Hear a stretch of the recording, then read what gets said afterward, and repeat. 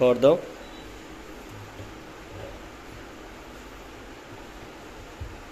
ভালো করে series line দাও। হ্যাঁ আচ্ছা, এখন আমরা যদি রান দিই, এই রানটা কিপ্যাড মোডে চলতেছে, বুঝতে পারছো?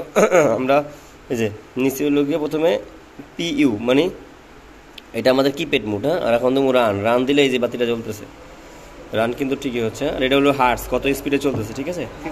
হ্যাঁ, ফ্রিকোয়েন্সি ধরো 35। এই আমরা চাইলে 50 পর্যন্ত নিতে পারবো, দেখি 60 পর্যন্ত নিতে, 60 বাড়ানো 120 পর্যন্ত মনে যাবে এটা। হ্যাঁ, ম্যাক্সিমাম 120 পর্যন্ত যাওয়ার কথা, এই যে 120 পর্যন্ত, ঠিক আছে?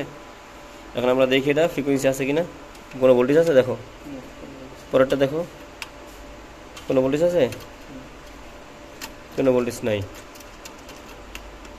আচ্ছা,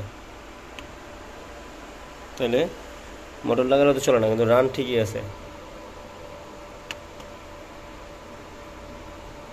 হ্যাঁ, রান ঠিকই আছে কিন্তু চলে না।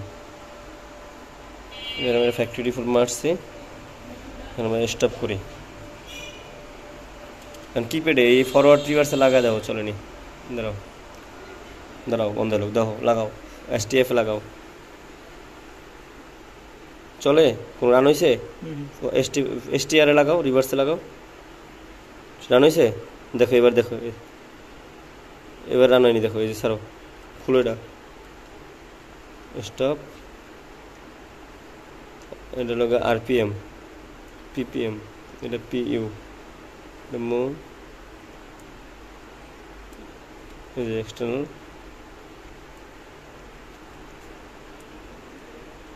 দাও, লাগাও তো দেখি, রান হয়েছে?